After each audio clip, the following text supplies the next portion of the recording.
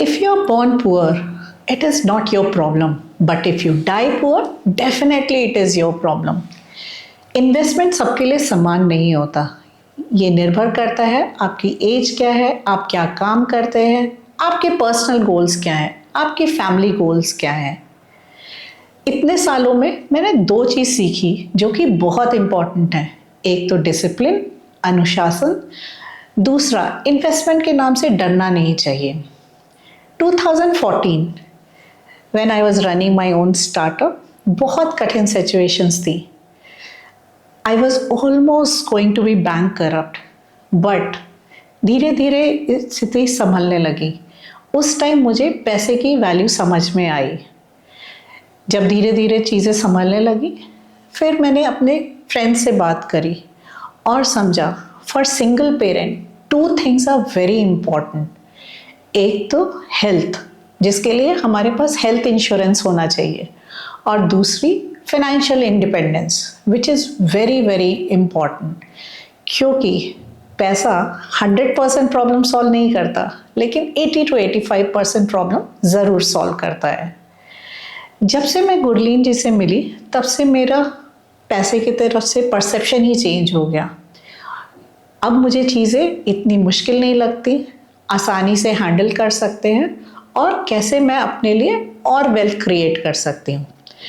तो आज की पॉडकास्ट में हमारी विशेष अतिथि हैं गुरलीन कौर टिक्कू, जो कि एक सर्टिफाइड फाइनेंशियल एडवाइज़र हैं. गुरलीन जी ने 20 सालों से हरी पत्ती के माध्यम से 4000 से भी अधिक परिवारों को न सिर्फ इन्वेस्टमेंट करना सिखाया है, बल्कि उनकी फाइनेंशियल पोजीशन ऑल्सो स्ट्रॉन्ग करी है. गुरलीन कौर टिक्कू ना कि ओनली फाइनेंशियल एडवाइज़र है, बल्कि फाइनेंशियल कंटेंट क्रिएटर भी हैं, जो कि फाइनेंशियल के टेक्निकल टर्म्स को बहुत ही सरल भाषा में एक आम आदमी तक पहुंचाती हैं. उनके 7 लाख से भी अधिक फॉलोअर्स हैं, जो कि रोज़ ही उनको सुनते हैं और उनकी बातों को फॉलो करते हैं. आज गुरलीन कौर टिक्कू हमें बताएंगी कि कैसे हम बिना डरे हुए आत्मविश्वास के साथ अपनी वेल्थ को और बढ़ा सकते हैं. सो कैसे हैं भाभी आप? बहुत बढ़िया, आप बताइए कैसे हैं? So good to be here. Thank you for coming.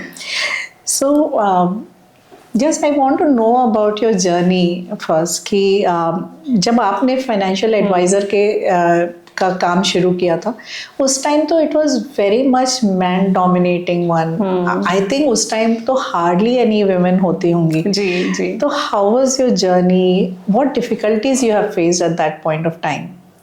So I started in 2005. सो जैसे आपने बोला, मेल डोमिनेटेड इंडस्ट्री थी. मैं कभी भी इस सेक्टर में नहीं आना चाहती थी, but by default like my father was a financial advisor. He was an insurance agent primarily. So he passed away all of a sudden. So he had business था उनका, पिछले 2 डेकेड्स का बिजनेस. क्लाइंट्स थे जिनको handle करना था, सिर्फ उन्हीं को सर्विस करने के लिए हम इस बिजनेस में आए.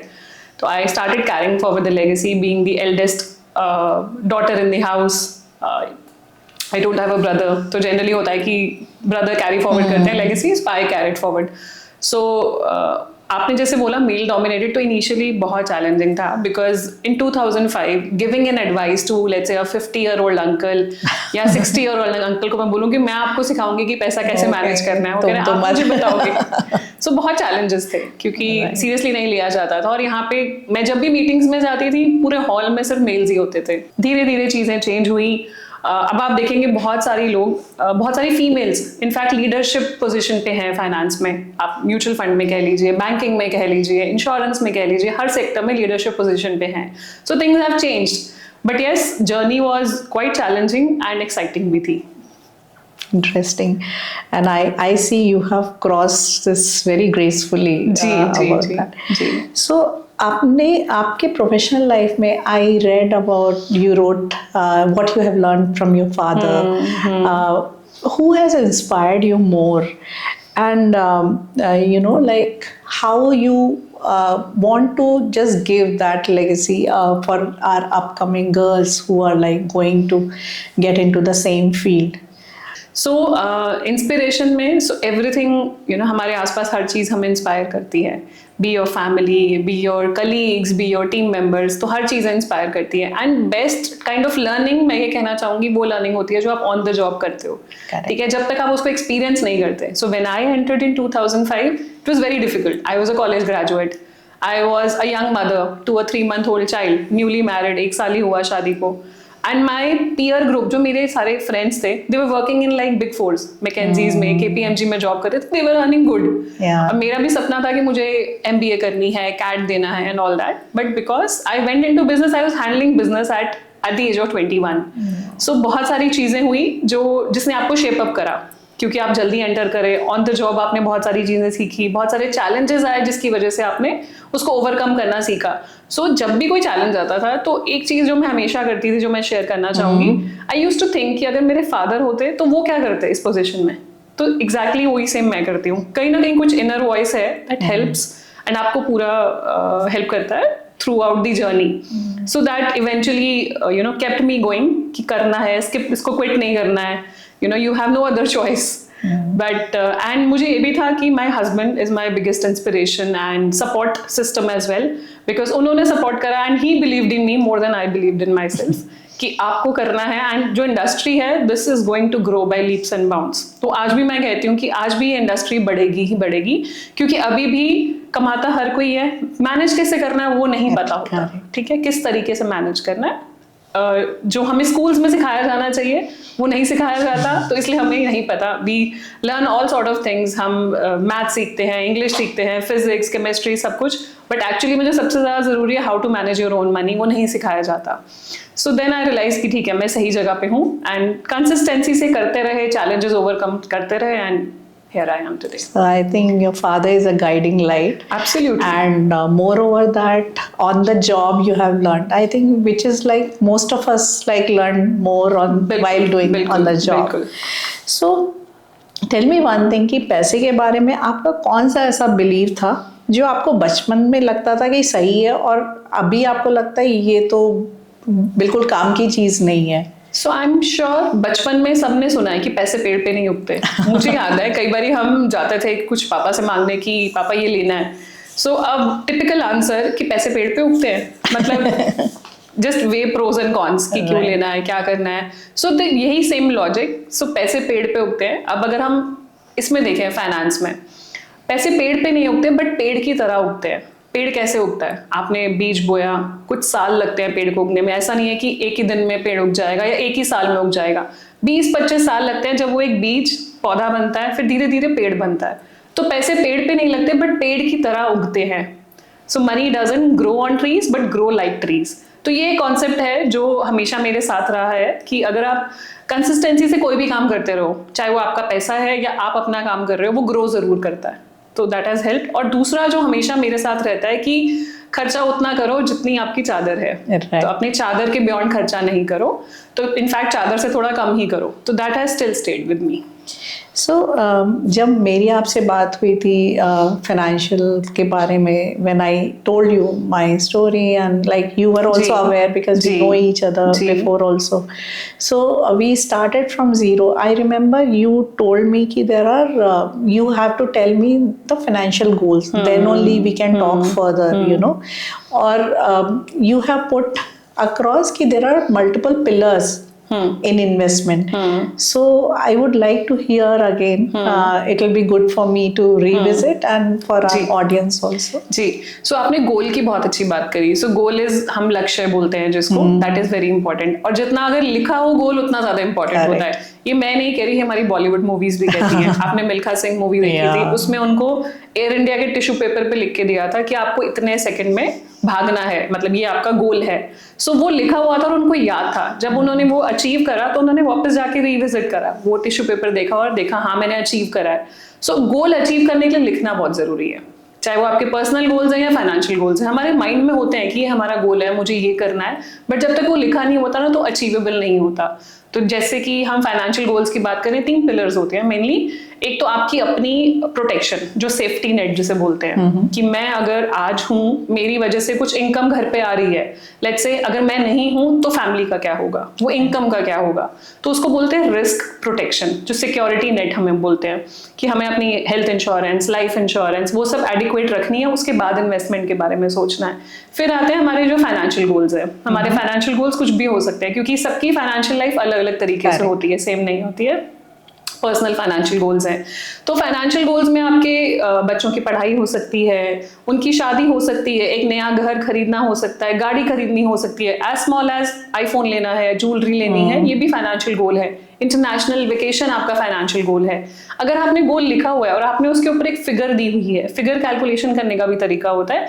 लेट्स से बच्चे की एजुकेशन करानी है, आप देखोगे कि अभी बच्चा 4 साल का है, आपको 20 साल पे एजुकेशन या 18 साल पे हायर एजुकेशन करानी है, तो उस टाइम पे उस एजुकेशन की कॉस्ट कितनी होगी? आपके पास सारे डेटा आपको मिल जाता है, उस एजुकेशन की कॉस्ट होगी, उस हिसाब से आपको सेव करना शुरू करना है। तीसरा जो बहुत अंडर वैल्यूड गोल है हमारे यहाँ पे, विच इज रिटायरमेंट। लोग बाकी सब चीजों के बारे में सोचते हैं, अपनी रिटायरमेंट के बारे में नहीं सोचते, और सोचते कब है? जब वो रिटायर होने वाले होते हैं, विच इज 50s में या 55 में, तब एक्चुअली बहुत देर हो चुकी होती है, तब पैसा कंपाउंड करने का टाइम ही नहीं बचता। तो रिटायरमेंट एक ऐसा गोल है जो, या आप कह लीजिए एक पिलर है इंपॉर्टेंट, जो हमें शुरू से सोच के चलना है। So you just told about retirement. I remember that movie Bhagwan. बिल्कुल। मतलब this guy was like working in bank and then he is like dependent on kids. बिल्कुल बिल्कुल, सब कुछ बनाने के बाद कुछ Though नहीं it was खाएंगे। very filmy, but you know, like film And inspire real life. Real में बहुत inspire होता है होते ऐसा। हैं। Right. So what is the corpus? पहले तो क्या कॉर्पस होता है ये ऑडियंस जानना चाहिए, एंड देन कि अगर मुझे लेट्स से रिटायर होना है 5 साल के बाद, तो मुझे कितना फंड मेरे पास होने चाहिए टू लिव जैसे मैं अभी रह रही हूँ, उसको कैसे मैं कंटिन्यू कर पाऊंगी, तो कितने फंड्स मुझे चाहिए होंगे। एंड सबको पता नहीं होता ये कॉर्पस का क्या मतलब होता है, तो थोड़ा अगर उसके बारे में बताएंगे। कॉर्पस आप कह सकते हैं कि आपने एक मुश्त पैसा इकट्ठा कर लिया, लमसम पैसा इकट्ठा कर लिया, जिससे आप बाकी के जो रिटायरमेंट ईयर्स हैं आप उस पर खा सकते हो। रिटायरमेंट कॉन्सेप्ट क्या है? अभी आप काम कर रहे हो, ठीक है, 60 साल के बाद एक टाइम आएगा जब हम काम नहीं करना चाहेंगे, तो उस टाइम पे जो हमारे घर का खर्चा है वो चलाने के लिए हमें कुछ इनकम चाहिए। वो इनकम कहाँ से आएगी? कि जो हम आज जोड़ रहे हैं, एक पैसा इकट्ठा हो रहा है, उसमें से हमें इनकम आनी शुरू हो जाएगी, जिसको पेंशन भी बोलते हैं। हम पेंशन, अगर आप देखेंगे पेंशनर्स हैं, पेंशन भी बोलते हैं। सो वो कॉर्पस बनाने के लिए बहुत सारा डेटा चाहिए होता है, ठीक है। ऐसा नहीं है कि 1 करोड़, 2 करोड़, 3 करोड़ या 5 करोड़ इनफ है। और मैं 1 करोड़ इसलिए बोल रही हूँ क्योंकि अगर आप बेयर मिनिमम लाइफस्टाइल भी रखते हो तो भी आपको करोड़ों रुपए चाहिए, क्योंकि लाइफ एक्सपेक्टेंसी आप देख रहे हैं बढ़ रही है। पहले होता था कि 60-65 तक लाइफ एक्सपेक्टेंसी है, क्योंकि इतने इलाज नहीं थे, इतनी बीमारियों के इलाज नहीं थे, लेकिन आजकल इतने इलाज हैं, लोग 80, 85, 90 तक भी सर्वाइव कर रहे हैं। तो अब क्या है, हम 25 की ईयर्स पे अगर कमाना शुरू कर रहे हैं, हम 35 साल कमाते हैं, मतलब हम 60 ईयर्स पे रिटायर हो जाते हैं, लेकिन हमें जो खाना है बिना इनकम के वो 40-50 साल है, तो वो कहाँ से पूरा करेंगे? तो हमें कॉर्पस अच्छा खासा चाहिए, और अच्छे खासे कॉर्पस को बनाने का सिर्फ एक ही रूल है कि जल्दी शुरू करना है आपको। क्योंकि आप अगर जल्दी शुरू करेंगे, जितनी जल्दी आप कमाना शुरू करें, उतनी जल्दी रिटायरमेंट के बारे में सोचना शुरू करें और सेव करें। 25 साल की उम्र पे हो सकता है 5,000 रुपए महीना आप सेव करके एक अच्छा सा 5-6 करोड़ का रिटायरमेंट कॉर्पस बना सकते हो, जो कि 40 साल की एज पे पॉसिबल नहीं होगा। हम हमेशा डिले करते हैं ये सोच के कि यार जब अच्छी इनकम होगी ना तब करेंगे। अभी तो YOLO, you only live once, तो अभी तो खर्चा करो, घूमो फिरो, but it is extremely important. जितनी जल्दी आप बचाओगे उतना कम पैसा जोड़ना पड़ेगा और ज्यादा बड़ा कॉर्पस मिलेगा। और जब बाय द टाइम 40-45 के आप होते हो, तब इतनी रिस्पॉन्सिबिलिटीज हो जाती हैं, बच्चों की पढ़ाई, बच्चों के खर्चे, आपके खुद के इतने एक्सपेंसेस, आपका ट्रैवल, आपके लोन्स, EMIs, रेंट, आप सोच ही नहीं पाते रिटायरमेंट। आप बोलते हो we'll cross the bridge when it comes, but जब ब्रिज आ जाता है तब पैसा होता ही नहीं है। And that is why people also work after retirement, probably as a consultant, या कोई पैसिव इनकम बना के रखते हैं कि हमें रिटायरमेंट के बाद प्रॉब्लम ना हो। तो इसलिए कॉर्पस जोड़ना एक जरूरी है, और कॉर्पस कैलकुलेशन करने के बहुत सारे तरीके होते हैं, बट क्योंकि एक पर्सनल फाइनेंस है तो बहुत सारी फिगर्स आपकी लगती हैं, आपका लाइफस्टाइल कैसा है, आप रहते कौन सी सिटी में हो, आप रिटायरमेंट के बाद Tier 2 सिटी में रहना चाहोगे या Tier 1 में रहना चाहोगे, तो आपका खर्चा डिफर करता है। बट ऑन एन एवरेज अगर एक हम अच्छा डिसेंट रिटायरमेंट कॉर्पस की बात कर रहे हैं, 5 से 6 करोड़ रिटायरमेंट कॉर्पस चाहिए ही चाहिए। सो एज यू मेंशन कि जितना जल्दी आप स्टार्ट कर सके, तो अभी पिछले ही हफ्ते मेरे साथ वाले कुछ थे यंगस्टर्स, तो आई वाज आस्किंग देम कि तुम क्या करते हो, लाइक इन्वेस्टमेंट करते हो कि नहीं। तो very now Gen Zs are like इतना अनएक्सपेक्टेड आंसर होता है। तो वन पर्सन सेड कि अर्चिता मेरे तो खर्चे ही नहीं पूरे होते, मैं सेविंग कहाँ से करूँ। The other girl I spoke, तो शी वाज लाइक कि मैंने तो जब जिस दिन से मैंने जॉब स्टार्ट की थी, I open PPF account from that time. I was shocked to hear that कि मतलब इतना अवेयरनेस।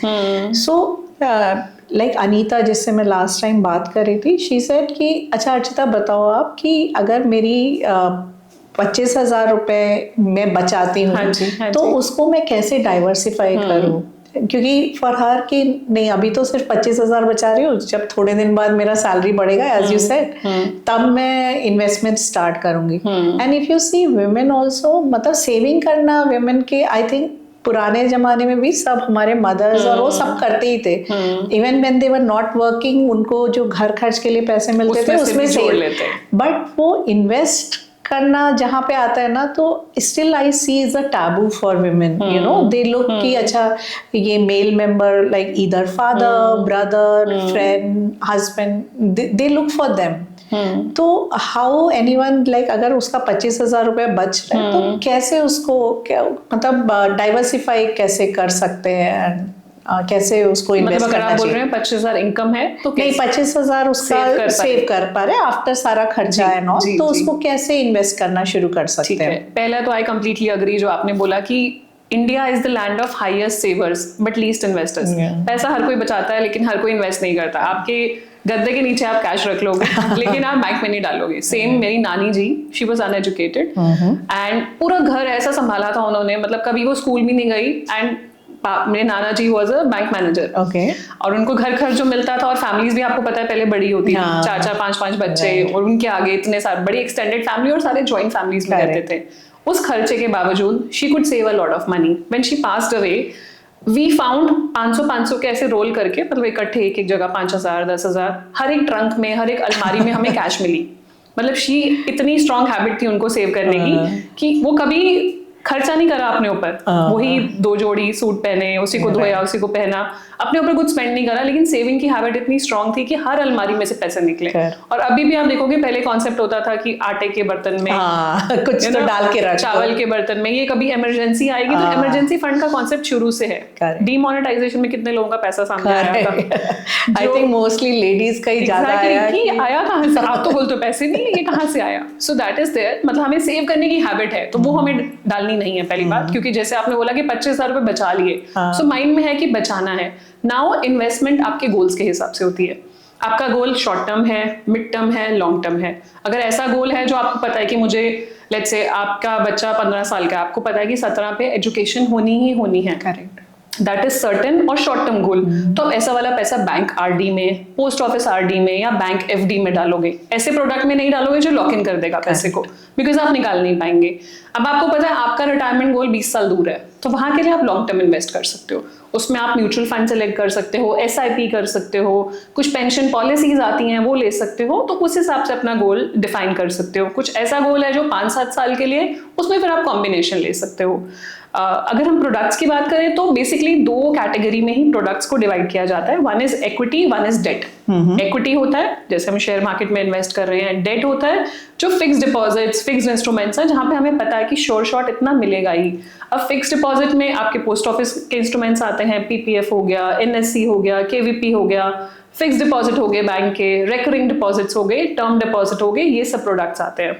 कुछ इंश्योरेंस एंडोमेंट पॉलिसीज होती हैं, तो आपको पता है कि फिक्स्ड गारंटीड रिटर्न देंगी। फिर आ जाता है इक्विटी। इक्विटी में मेनली आपके यूलिप्स आते हैं, यूनिट लिंक्ड इंश्योरेंस प्लान्स जिनको बोलते हैं, जिसमें आपका शेयर मार्केट में इन्वेस्ट होता है। रिटर्न गारंटेड नहीं होता, बट इतना सर्टेन होता है कि आप लॉन्ग टर्म तक रखोगे तो एफडी से ज्यादा रिटर्न आपको मिलेगा। फिर आपके म्यूचुअल फंड्स आते हैं। म्यूचुअल फंड में आप वन टाइम भी इन्वेस्ट कर सकते हो, एसआईपी के थ्रू भी इन्वेस्ट कर सकते हो। सी अगेन, आप प्रोडक्ट चूज करना, एक तो ये हो गया कि हमने गोल डिसाइड कर लिया कि शॉर्ट टर्म है, मिड टर्म है या लॉन्ग टर्म है। दूसरा होता है आपकी रिस्क एपेटाइट। अब आप बोल रहे हो कि मैं बिल्कुल रिस्क नहीं ले सकती हूँ या ले सकता हूँ, आपको रात को नींद नहीं आएगी अगर म्यूचुअल फंड में पैसा डाल दिया, गिर रहा है, मार्केट गिर रही है, सो वो चीज नहीं करनी है। अपने रिस्क एपेटाइट के साथ अलाइनमेंट में ही इन्वेस्टमेंट करना है। आपको लगता है नहीं मेरा पीस ऑफ माइंड 6% 7% मिलने में है, तो I go with FDs, then go with FDs. अगर आपको लगता है नहीं मैं थोड़ा सा रिस्क ले सकती हूँ क्योंकि 7% की तो हमारी इन्फ्लेशन ही है, अगर मैं 7% पे पैसा ग्रो कर भी रही हूँ लेकिन महंगाई 7% की है, तो मुझे मिलेगा क्या एंड में? उतना तो टैक्स भी चला जाएगा। सो वो चीजें ध्यान में रखते हुए हम फिर म्यूचुअल फंड की तरफ आ सकते हैं वंस वी आर कंफर्टेबल। तो 25,000 को धीरे धीरे अपने गोल के हिसाब से डिवाइड कर सकते हैं। अगर थोड़ा सा रिस्क लेना चाहते हैं तो I will suggest start with SIP definitely, okay, just to experience that higher return वाली कैटेगरी। बिकॉज अगर हम पुराने टाइम पे सोचेंगे तो प्रोडक्ट्स नहीं होते थे, बट अब हमारे पास प्रोडक्ट्स हैं जो हमें ज्यादा रिटर्न दे सकते हैं, and that too which are regulated products, मतलब कैलकुलेटेड रिस्क के साथ आप ज्यादा रिटर्न कमा सकते हो। सो आपने बताया इक्विटी एंड SIPs. SIP तो is a like structure way of investing, जी, more about mutual fund. So जी. What is the difference between mutual fund and equity? So equity का पार्ट है mutual fund. So equity is basically तरीका है investment का। Equity में आपके stocks भी आते हैं, आप शेयर मार्केट में डायरेक्टली इन्वेस्ट कर लो। अगर आपको नॉलेज है, आप समझते हो शेयर मार्केट, तो वहां आप डायरेक्टली इन्वेस्ट कर लो। अगर आप नहीं कर सकते, एक रिटेल इन्वेस्टर हो, तो आप म्यूचुअल फंड में जाओगे। म्यूचुअल फंड क्या है? It is indirect investment into share market. Okay, ultimately आप स्टॉक्स ही खरीद रहे हो। लेट्स से आप रिलायंस खरीद रहे हो, HDFC खरीद रहे हो, ICICI खरीद रहे हो। सो ये वो स्टॉक्स हैं जो डेली हम यूज करते हैं, ठीक है? हम घर में प्रोडक्ट्स यूज करते हैं, ठीक है? सुबह से लेकर रात तक जो भी प्रोडक्ट्स हम यूज करते हैं उन्हीं की ही कंपनीज के स्टॉक्स खरीद रहे हैं। म्यूचुअल फंड में क्या है? somebody else is buying on your behalf, fund manager है वो खरीद रहे हैं। It's a pool of money, आपने भी डाला, मैंने भी डाला, किसी और ने भी डाला, एक पूल इकट्ठा हो गया, फिर फंड मैनेजर ने अपनी रिसर्च करी और उस पैसे को आगे इन्वेस्ट कर दिया। तो जो जिसको नॉलेज नहीं है उनके लिए म्यूचुअल फंड है। आप म्यूचुअल फंड में भी लमसम भी डाल सकते हो और SIP भी। SIP होता है मंथली, धीरे धीरे डाल लिया, हर महीने एक अमाउंट फिक्स कर लिया। लमसम है जैसे आप FD करते हो, आपके पास इकट्ठा बोनस आया, इकट्ठा कोई अमाउंट आया, लमसम डाल दिया। तो इस तरीके से डिवाइड होता है। So if I understand correctly, तो equity is like if I'm doing by myself, I am driving my own car, and mutual fund is like I kept a driver who is expert in that, and I am sitting cozily. That maybe not very high, but the chances of losing out would be lesser because that is the expert person who is taking care of my money. Ji, absolutely. Right. So here you talked about FDs. So FD, I remember like before I met with you, the whole money was in FD, and then it was like because of salary slab and all that, my tax rate was very high. So what is the minimum amount we should have? So let's say if I have a money about 50 lakhs, so how much money I should keep in like kind of risk free kind of FD, what we can say? How much money I should keep in FD? So to answer your question, see ऐसा कोई again it depends on a personal person, कितना risk appetite है, कितना risk ले सकते हैं, goals कितने दूर हैं, accordingly decide किया जा सकता है। But to give you a thumb rule, 100 minus your age should be your equity allocation. Okay. मतलब कोई अगर 40 साल का है तो easily आप 60% पैसा equity में रख सकते हो। Okay. ठीक है, विच इज अगर 50 lakhs है तो उसका 60%, 30 lakhs आप इक्विटी में रख सकते हो, 40 आपका 20 lakhs जो है वो FD में ही रहेगा। 30 lakhs को फिर आप डिवाइड कर सकते हो इक्विटी में अलग अलग। म्यूचुअल फंड में किस तरीके के म्यूचुअल फंड लेने हैं आपकी रिस्क के हिसाब से, ज्यादा रिस्क की भी होते हैं, कम रिस्क की भी होते हैं, तो रिटर्न अकॉर्डिंगली वेरी करता है। तो बिल्कुल आप डिवाइड कर सकते हैं। और जैसे आपने बोला कि सारा कॉर्पस जैसे आपने बताया कि FD में होता है, और मोस्ट ऑफ द पीपल का होता है right. आपका तो FD में था, लोगों का बैंक में भी होता है, जहाँ पे 2% 3% का इंटरेस्ट मिल रहा है। मतलब वो इतना नहीं करते हैं कि एटलीस्ट उसको FD में ही डाल दें। करेक्ट। देखो 6% is eventually higher than 3%, right. और कुछ करना नहीं है उसमें, सिर्फ क्लिक करना है कि यहाँ से पैसा यहाँ मूव करना है। बट बिकॉज इतनी अनसर्टेनिटी है, इतना लगता है कि यार what is the right approach, just by thinking कि मुझे हाँ करूंगी, सोचूंगी, देखूंगी, उस चक्कर में वो बैंक में ही पड़ा रहता है।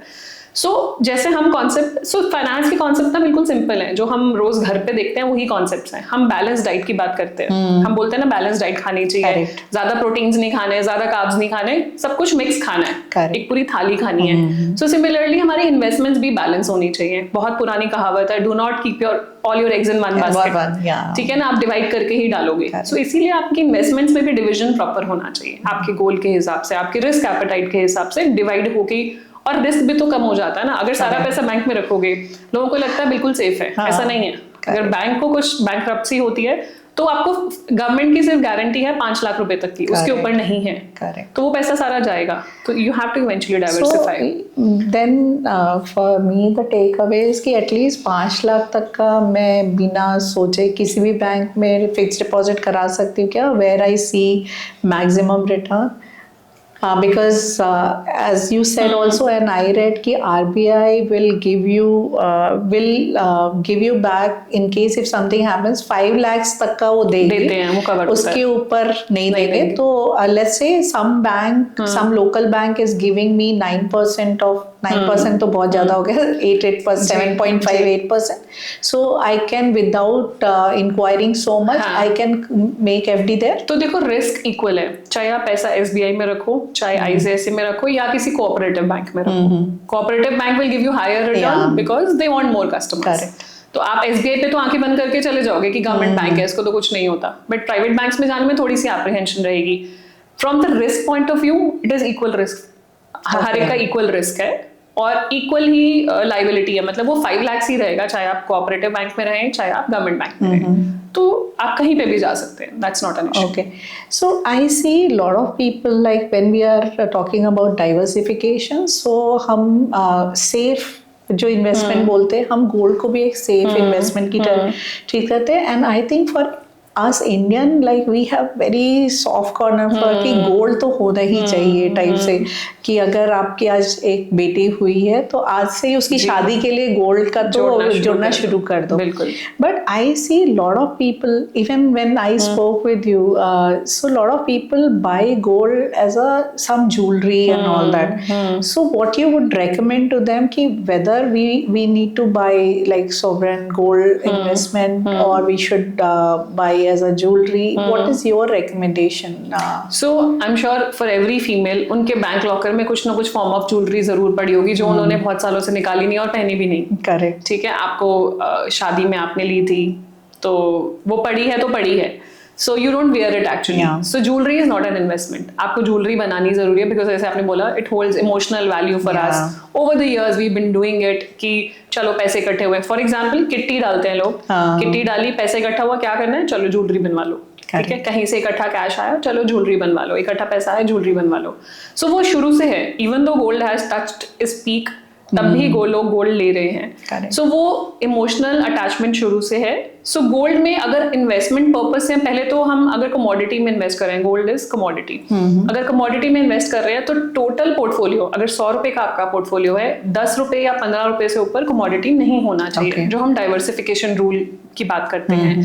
तो वो चीज अप्लाई करेंगे। दूसरा, अगर इन्वेस्टमेंट पर्पज से लेना है तो बहुत सारे तरीके हैं, फिजिकल गोल्ड तो है ही, rather than going into jewellery आप वो चीज ले सकते हो जिसपे जैसे कॉइन्स हो गए या रॉ गोल्ड हो गया, वो आप लेके रख सकते हो। उसको फ्यूचर में आप कन्वर्ट करना चाहते हो, ज्वेलरी में कन्वर्ट कर लो, या उसको सेल करना चाहते हो तो इजीली सेल भी हो जाते हैं, 24 कैरेट गोल्ड जो होता है।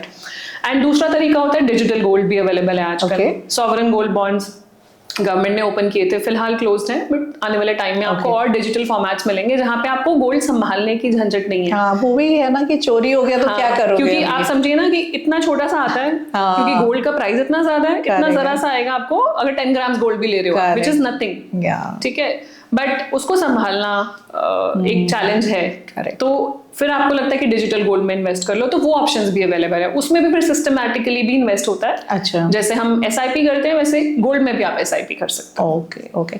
सो अभी I see silver and gold both are moving up, right? तो what is your recommendation, we should invest in gold और सिल्वर? देखिए, मेरा तो वही रूल है जो हमने पहले बात करी कि वो diversification we should maintain that, वो 10-15% से ऊपर नहीं, because we are not traders, we are investors. ठीक है ना, तो keeping that point of view आप 10 से 15% गोल्ड सिल्वर जो भी आपको लगता है, आपकी कन्विक्शन है, go with that. So you put very right point. We are not we are investor, we are not traders. So what is the difference between these two? See, trading वो है जिसको इन एंड आउट पता है। ठीक है, आप stock market में हैं, there are people who are trading, सुबह खरीद के शाम को बेचते हैं, बिकॉज दे आर वर्किंग, उनको उस दिन का प्रॉफिट लेके घर चले जाना है। Okay. So they are closely watching the markets, उनको पता है ये शेयर खरीदना है, ये शेयर बेचना है, इतना खरीदना है, इतना बेचना है, इस टाइम खरीदना और इस टाइम बेचना है। We as a retail investor, we can't do that. Correct. ठीक है ना, क्योंकि क्या होता है, प्रॉफिट्स आपका थाउजेंड्स में आएगा, जब लॉस होंगे तो लैक्स में होंगे। I know. I remember long back, not immediately. A lot of people did suicide and all because they lost everything in their बिल्कुल। share market and all. And क्योंकि हमारे यहाँ पे ना personal finance is not personal. जिस मेरे पड़ोसी ने जो किया है ना, उसने वो शेयर ले लिया तो मैं भी ले लूंगा, Correct. विदाउट थिंकिंग कि वो क्या कंपनी है, कंपनी करती क्या है। उन्होंने लिया तो मैं ले लूंगा। अब आपको नहीं पता ना उन्होंने किस टाइम पे लिया, किस टाइम पे एग्जिट करा, तो there is lot of research that happens. तो उस रिसर्च से बचने के लिए मेरा एवरग्रीन जो प्रोडक्ट है दैट इज म्यूचुअल फंड। उसमें कुछ आपको रिसर्च नहीं करनी, क्योंकि फंड मैनेजर हर टाइम पे खरीद रहा है, बेच रहा है, वो ट्रेडिंग कर रहा है आपके लिए। और वही है कि वो बंदा इज स्किल्ड एंड उसका ब्रेड एंड बटर इज उनका काम यही है, और रेगुलेटेड है। उनको पता है कि Correct. एक स्टॉक में बहुत ज्यादा नहीं डालेंगे, वो मैनिपुलेट नहीं करेंगे आपके Correct, पैसे के साथ। correct. ठीक है, तो वो बिल्कुल सही दायरे में रह के आपके पैसे को इन्वेस्ट करके आपको रिटर्न जनरेट करके देंगे। So I was just reading this Mango Millionaire from ji. Radhika Gupta. हाँ जी, हाँ जी। So she talks about 10%, 30%, 50%. So as per her, like between 20 to 30, when you are like save, invest 10%, then 30%, then 50%. So one very interesting thing she talks about the how you are improvising, how you are investing in yourself. What is your take on that? Like, देखिए, investing in one self is important at all stages of life. Her life पे अलग तरीके से आपको अपने में invest करना होता है। कई बार स्किल्स में इन्वेस्ट करना होता है, कई बार अपनी खुशी के लिए you need to do lot of things. So we have to maintain that balance between पैसा बचाते रहो, पैसा खर्च भी करना है। ठीक है, पैसा खर्च भी करना है अपने ऊपर। You have to travel the world, you have to the more you travel the more you untravel. आप इतनी दुनिया देखते हो, आपको लगता है आप तो इतने छोटे से ही हो Correct. जब आप ट्रैवल करते हो। Correct. ठीक है, and investing in the form of her time you need that skill improvement. आज हम बैठ के बात कर रहे हैं, पॉडकास्ट कर रहे हैं। आज से 10 साल पहले, 15 साल पहले किसी ने सोचा था कि ये हम नॉर्मल चिट चैट कर रहे हैं, but we are recording and we are showing it to public. So this was not a profession also. Content creation was not a profession. So content creation में अगर बात करें तो वहां पे कितने स्किल्स लोगों के एनहांस हुए हैं। कोविड में कितने स्किल सेट्स पे लोगों ने काम करा है। ठीक है, तो considering AI and everything, jobs को भी आप समझते हो कि बहुत सारी जॉब्स रिप्लेसेबल हैं, तो इसलिए आपको अपने स्किल सेट में इन्वेस्ट करना जरूरी है, so that you are not replaceable. So I think though it is for all the age people is important, but when you are between 20 and 30, that time तो it has to be बिल्कुल, more, बिल्कुल, right? बिल्कुल। Because if you are not improving your take home, then how you will save more, right? You can't be stick on one salary, and you can't imagine like over the time you will start investing more and all. Absolutely. So when it is coming now, days like lot of people talk about debt. So पुराने time में ऐसा होता था कि हर कुछ डेब्ट बुरा है। लाइक तुम ना लोन में नहीं जीना चाहिए, जितना है उतना ही खर्चा करो। जितना है उतना ही खर्चा करो। But I see at certain points it is better. So would you tell us like कौन सा ऐसा है जो गुड डेब्ट है, कौन सा ऐसा है जो बैड डेब्ट है? देखिए, डेट बुरा नहीं है। जिस तरीके से लोग मैनेज करते हैं वो बुरा होता है, जिसकी वजह से वो डेट ट्रैप में फंस जाते हैं। अब क्रेडिट कार्ड है, so lot of people find credit card कि it's more of a convenience. ठीक है, बट यू शुड नो कि अगर आप कुछ चीज स्पेंड कर रहे हो क्रेडिट कार्ड पे, आपको रीपे भी करना है। क्योंकि जब आप कैश पे कोई चीज खरीदते हो वर्सेस आप कार्ड पे खरीदते हो, कैश पे आप सोचोगे 2 बार, अच्छा ये मुझे लेना चाहिए, क्या मुझे एक्चुअली में इसकी जरूरत है, आप 10 सवाल सोचोगे। बट जब आप कार्ड से ले रहे हो तो आपको नहीं दिलाई की जरूरत, इट्स प्लास्टिक मनी है तो पैसा ही, लेकिन बाद में आपको देना है।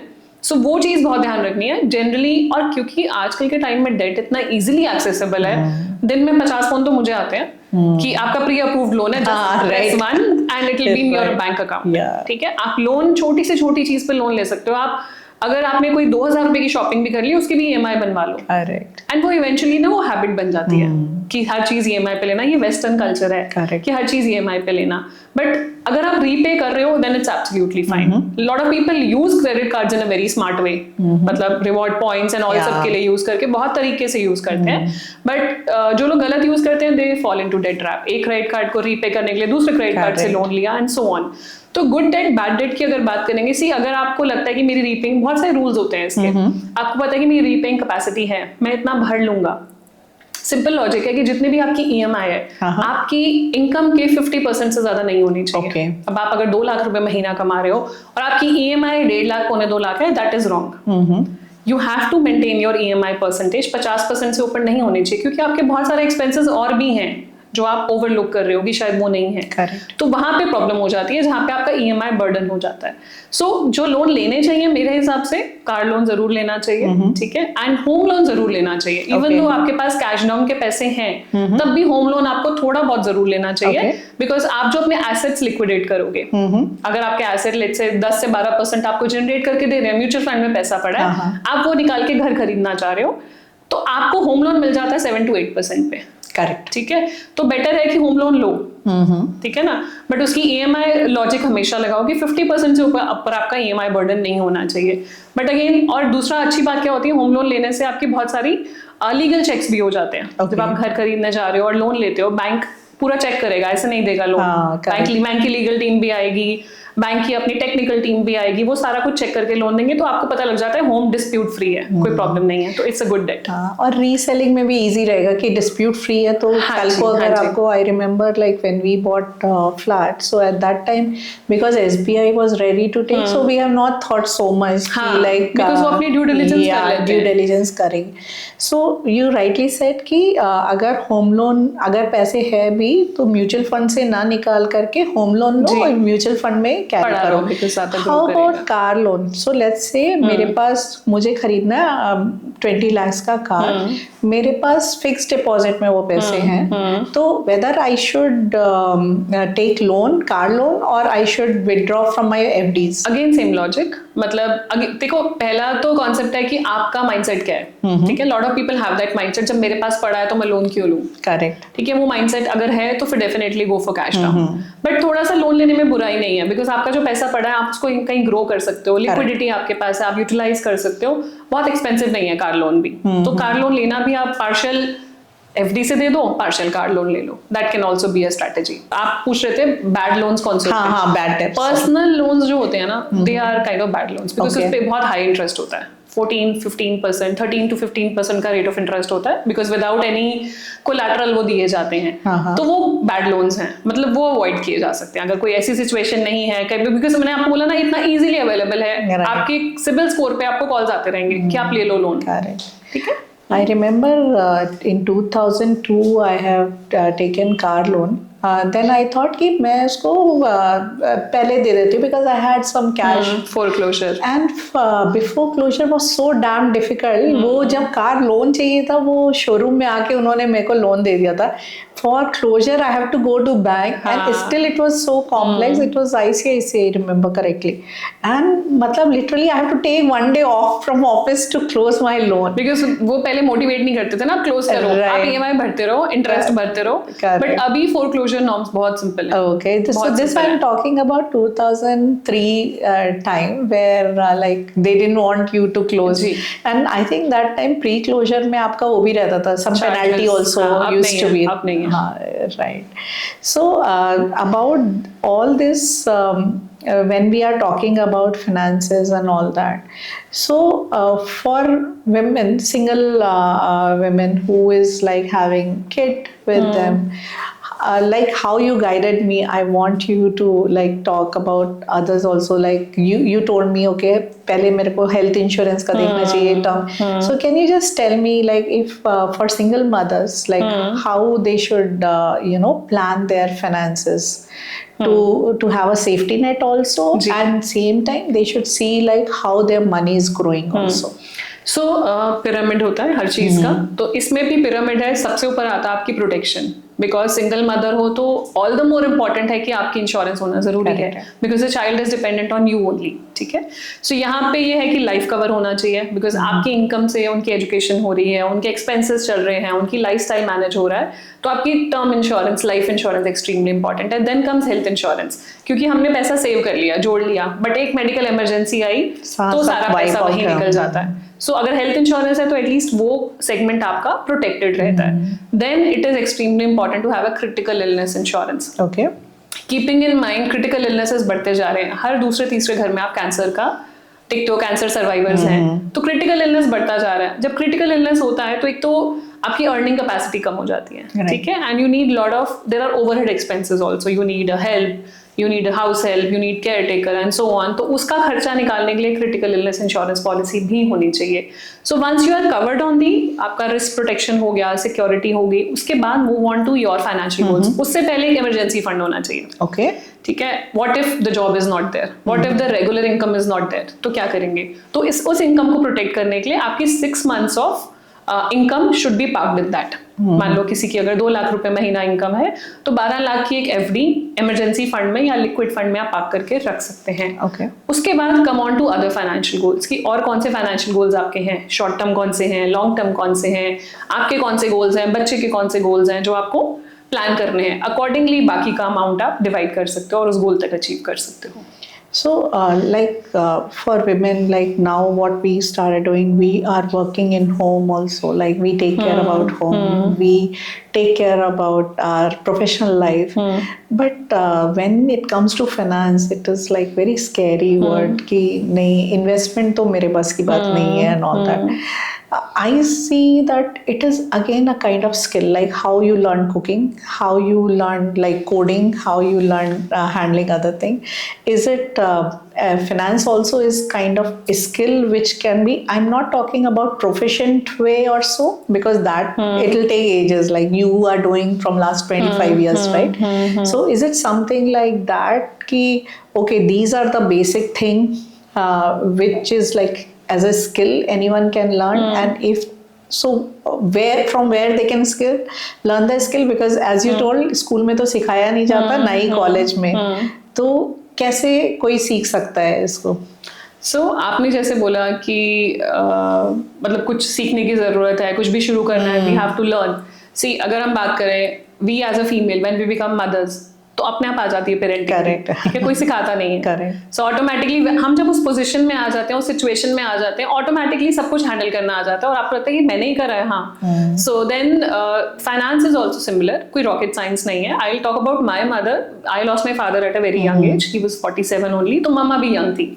सो उस टाइम पे मम्मा ने क्योंकि कभी संभाला ही नहीं, so she was always like पापा देख तो रहे हैं, सब कुछ वो कर रहे हैं, तो मुझे क्या जरूरत है करने की। तो कभी उन्होंने देखा भी नहीं कि क्या एफडीज हैं, क्या इंश्योरेंस पॉलिसीज हैं, क्या इन्वेस्टमेंट्स हैं, कभी इंटरेस्ट लिया ही नहीं। सो मोमेंट सर पे पड़ी, करना पड़ा।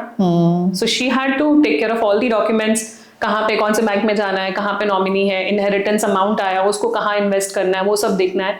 तो मेरा सिर्फ यही कहना है कि अगर आप अच्छे टाइम में ये सब खुद मैनेज कर लो, यू नो, किसी की हेल्प से, तो it's easier for you to manage in such vulnerable times.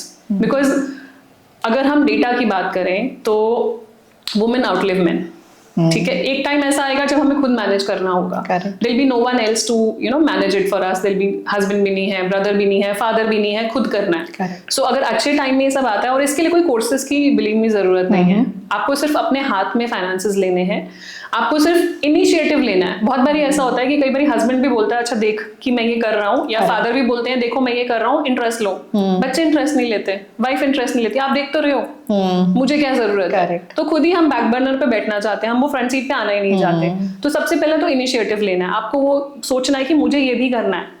And ऐसा कोई टास्क नहीं है कि हम नहीं कर सकते। घर का बजट हम संभालते हैं, हाउस होल्ड बजट हमसे अच्छा कोई भी नहीं संभाल सकता, ठीक है, कि क्या कितना सामान चाहिए, एस्टिमेशन क्या है, अच्छा इतना तेल लगेगा, इतने चावल लगेंगे, तो वी नो ऑल दिस, और कहाँ से लेना है, बेस्ट प्राइस में कहाँ से लेना है, we know all those things. So finances में भी वही लॉजिक है, इट्स जस्ट दैट हमें बस एक बार बैठना है और देखना है। तो उसके लिए सिंपल लॉजिक है, आपको देखना है कि अभी तक क्या करा हुआ है और आगे आप क्या कर सकते हो। जैसे मैंने आपको बोला, 2 सिंपल पार्ट्स में ही डिवाइडेड होते हैं, इक्विटी और डेट, बहुत मेजर चीजें नहीं होती हैं। तो ये 3 चीजें अगर कर लेंगे, अपना रिस्क प्रोटेक्शन अपनी देख ली, इंश्योरेंस ली हुई है, एडिक्वेट है कि नहीं है जो लिया है, और मेरे गोल्स के हिसाब से क्या मैं उतना सेव कर रही हूँ। मेरा गोल कह रहा है कि मुझे 1 करोड़ रुपए चाहिए 10 साल के बाद, बट जो मैं सेव कर रही हूँ उससे तो सिर्फ 50 लाख ही मिलने वाला है। How can I do it more? So अगर डेली आधा घंटा 1 घंटा भी लगाएंगे, there are lot of content available online as well. कितने कैलकुलेटर्स, फाइनेंशियल कैलकुलेटर्स होते हैं, कितने ऑनलाइन कोर्सेज भी हैं, you can enroll in those. आप ऑनलाइन कोर्सेज हैं, बुक्स मिलती हैं, आप उनको रेफर कर सकते हो। इट इज जस्ट दैट आपको इंटरेस्ट बिल्ड करना है अपना, और डिफिकल्ट नहीं है, ये सोच के नहीं करना है नंबर्स यू नो मेरे बस का नहीं है, तो अगर ये सोच के करोगे तो वैसे ही नहीं कर पाओगे। आई थिंक बस वही simple rules it is more in you know like mind की ये नहीं होगा हमसे, जी, बिल्कुल। नथिंग इज लाइक दैट कि एंड अगेन जैसे कंपाउंडिंग हर चीज में काम करती है, तो इसमें भी पहले दिन में सब कुछ नहीं आएगा, of course it takes time. तो धीरे धीरे धीरे कंसिस्टेंसी से आप आधा आधा घंटा एक एक घंटा भी रोज निकालना शुरू करोगे तो there will be a point when you will be confident, yes I can manage my own money. So अगर किसी को आज से शुरू करना है, let's say they have some money, some lump sum money, तो as of today now, like what you recommend to start with, because nowadays I think the products are like that कि आपके पास 100 रुपए भी है तो भी आप इन्वेस्ट कर सकते हो। बिल्कुल। तो कैसे करना चाहिए, मतलब आज की डेट में अगर मैं कहती हूँ कि मुझे आज से इन्वेस्ट करना है तो what would be your suggestion there? देखिए, एक तो इंश्योरेंस जरूर लें, ठीक है, वो सबसे इंपॉर्टेंट है, health insurance, life insurance, then do an SIP। Okay, ठीक है, SIP जब आप कर लेंगे सिस्टमैटिकली आपका पैसा अकाउंट से डेबिट होना शुरू हो जाएगा। और जो आप बोल रहे थे पहले कि एक आजकल के बच्चे कहते हैं कि हमारे पास पैसा बचता ही नहीं है, जेन जी जो है, सो हम फॉर्मूला एक्चुअली गलत यूज करते हैं। Income minus expenses is equal to savings. आया जो हमें जो कमाया इनपुट, और उसके बाद जो खर्चा कर लिया, जो बच गया हम उसको सेव कर लेंगे। तो इस ऐसे तो बचेगा ही नहीं। सी, इसको we should treat it as an EMI। EMI तो आपको देनी ही देनी है ना, कम व्हाट में। तो SIP should be treated as an EMI। तो इनकम माइनस सेविंग्स, और जो बच गया उसको खर्चा करो। तो पहले अपनी सेविंग्स अलग करो। पहले कॉन्सेप्ट होता था, आगे देखो एनवेलप कॉन्सेप्ट होता था, राइट, कि सारा ये घर की हाउस हेल्प का है, ये माली का देना है, ये सब्जी वाले का देना है, या दूध वाले का देना है, ये फीस जाएगी। सो एनवेलप्स में आपके बन जाता था कि ये महीने का पैसा बट जाता था। बट अभी ऐसा नहीं है, क्योंकि इतना कन्वीनियंट है, आप UPI ऐसे कर देते हो, ठीक है, 20-20 रुपए के लिए UPI होती है, तो आपको पता नहीं लगता कि एक्चुअली आप कहाँ स्पेंड कर रहे हो। तो there are lot of smart apps available जो आप यूज कर सकते हो, और अपना एक्सपेंस एक्चुअली में देख सकते हो कितना है, and accordingly you can reduce that. And I think it's very important to list it down. So what I मतलब that wisdom has come through you only कि I started putting all my expenses and I have the budget, then I have the actuals, and then I see कि अच्छा ये overshoot हो रहा है, where it is going wrong. So as initially you said, लिखना बहुत important है। बिल्कुल। Once you start writing and then you get to know कि हाँ यहाँ पे कुछ correction की ज़रूरत है, कि it is not going. Other thing what I see, not as a very youngster, but lot of people when they see कि property में rates बहुत अच्छे जा रहे हैं and all that, so people buy one house. तो पहला घर तो हमेशा it is very emotional purchase, right? We can't you know drive on Excel sheet कि हाँ it is beneficial or not. But when people go for second house, do you see that is a right decision of buying second house or investing on equity or SIP? Because second house is no emotional value, right? It is just investment purpose. So again it depends on you know what you are foreseeing, किस वजह से आप कर रहे हैं और क्या कर रहे हैं। बट जैसे हमने बात की थी कि हमारी डाइवर्सिफाइड होनी चाहिए, तो similarly property is a physical asset, mutual funds, FDs are financial assets, और डिवाइड करना जरूरी है। There was a time COVID में, मैं आपको बताती हूँ, one of a very good client of ours, he has this habit of purchasing property. हर दूसरे साल में एक प्रॉपर्टी खरीदते थे वो, लेकिन जब कोविड आया तो प्रॉपर्टी बिकी नहीं, एंड उनके पास पैसे नहीं थे खाने के लिए। कह रहे प्रॉपर्टी बिके तो कुछ, क्योंकि इनकम जहां से आ रही थी वो बंद हो गई, और प्रॉपर्टी बिकेगी नहीं। सो फाइनेंशियल एसेट्स के साथ अच्छी बात क्या है कि आपको जितने यूनिट्स बेचने आप बेच लो, FD तोड़नी आप तोड़ लो, म्यूचुअल फंड थोड़ा सा बेचना, पार्शियल बेचना आप बेच लो। प्रॉपर्टी में आप एक रूम नहीं बेच सकते, या एक ईंट निकाल के नहीं बेच सकते कि हाँ इतना ही मुझे चाहिए, इतना निकाल दो। तो पार्शियल विड्रॉल, तो दोनों चीजों के ना प्रोज एंड कॉन्स हैं। एंड प्रॉपर्टी में you need a huge investment, आप लोन भी लोगे। वेयर एज म्यूचुअल फंड में यू कैन, जैसे आपने बोला, you can start with as small as 100 और 1000 रुपीज अ मंथ। सो दोनों के प्रोज एंड कॉन्स हैं, बट अगेन आपके क्या गोल्स हैं उस हिसाब से आप अलाइनमेंट में देख सकते हैं कि what exactly do you need. And as you said, emergency fund, like the example what you have given, emergency fund is very useful here, right? Where अगर आपके पास property है, immediately तो आप बेच नहीं सकते, पर emergency funds हैं तो at least you can exit from there, or you have like commodity stuff like gold or silver, so that can be sold immediately, and that liquidity है, yeah, so that is interesting. So now, like when we come to an end, and how one part is like from where people can learn, that you said already ki okay, lot of content is available there. But if I ask you like top 2 things people should do, I know there are, as you said, it's diversification, it is like kind of our meal, Indian meal, like how we have balancing. But what is your suggestion, top 2 things for the viewer ki like they can start from today? So सबसे पहला तो taking charge, you know, उसमें भी है lacking. बहुत बारी हम बैठ जाते हैं कि ठीक है कोई और कर रहा है, तो taking charge is extremely important. So taking charge, understanding things, putting yourself into it, and then automatically आपको दिखेगा कि रिजल्ट आ रहा है। दूसरी चीज कंसिस्टेंसी, क्योंकि क्या होगा, इनिशियली आपको लगेगा नहीं रिटर्न नहीं आ रहा, मुझे जो मैं कर रही हूँ सही कर रही हूँ नहीं कर रही हूँ, तो start small and stay consistent, तो कीप गोइंग। तो सबसे पहले तो स्टार्ट करना इंपॉर्टेंट है। शुरुआत नहीं करोगे तो पता कैसे चलेगा कहाँ जाना है। हम बोलते हैं ना कि the journey of 100 steps, you know, first step only. आप पहला स्टेप लोगे तभी तो टेक द फर्स्ट स्टेप। तो स्टार्ट करना जरूरी है, एंड स्टार्ट स्मॉल। आपको एप्रीहेंशन है, अनसर्टेनिटी है, पता नहीं नुकसान ना हो जाए, पैसा ना डूब जाए, तो स्टार्ट स्मॉल, छोटा छोटा स्टार्ट करोगे, एंड इवेंचुअली स्टे कंसिस्टेंट। जो भी करो रेगुलर करते रहो। एक पॉइंट ऐसा आता है जहाँ पे आपको लगता है ये अच्छा ही मैंने करा है, बिकॉज फॉर एग्जाम्पल अगर आपको नंबर्स में दूं तो 2000 रुपीज पर मंथ अगर आप इन्वेस्ट करते हो and you do it for 25 years, 2000 रुपये महीना पता भी नहीं लगेगा जोड़ते हुए। 25 साल में जब आप करोगे तो टोटल आपने 6 लाख रुपए जोड़ा, मतलब 2000 इंटू 12 इंटू 25, 6 लाख, और आपको 25 साल के बाद 1.25 करोड़ रुपए मिलता है। बिना कुछ करे 1.25 करोड़, 2000 में आप करोड़पति बन जाओ। एग्जैक्टली। तो इसमें क्या आया, 2 चीजें आई, starting small, starting at least, and staying consistent. तो कंसिस्टेंसी पेज, तो ये चीज बस माइंड में रखेंगे तो automatically you will get going. And here I think you are just reiterating that compounding effect also, right? Absolutely. जी। So I read somewhere कि only 4% of Indians उनके पास इंश्योरेंस है, and what I believe and I have seen, insurance is the thing in our life. बिल्कुल। What is your take on that? Absolutely, मतलब मैं agree करती हूँ। सिर्फ 4% लोगों के पास इंश्योरेंस है, 96% अभी भी ऐसे हैं जिनके पास इंश्योरेंस नहीं है। सो पीछे एक आर्टिकल भी था कि you are 1 hospitalisation away from bankruptcy, मतलब Indians are 1 hospitalisation away from bankruptcy. एक हॉस्पिटलाइजेशन ऐसा हुआ, आप कितने लोग आप पूछिए जिनकी घर में बीमारियां आई और इंश्योरेंस नहीं थी, हेल्थ इंश्योरेंस नहीं थी, तो वहां पे उनको अपने घर भी बेचने पड़े, अपना सब कुछ बेचना पड़ा और इलाज कराना पड़ा। तो यहाँ पे हमारे पास एक्चुअली अवेयरनेस पहले तो कम थी, अब धीरे धीरे धीरे बढ़ रही है, बट अवेयरनेस और बढ़ाने की जरूरत है कि इंश्योरेंस क्यों जरूरी है। बहुत बार ऐसे लोग सोचते हैं कि इंश्योरेंस कराई, इसमें मेरे लिए क्या है, मुझे क्या फायदा। आपको फायदा नहीं देखना, इंश्योरेंस इज एन एक्सपेंस, खर्चा है।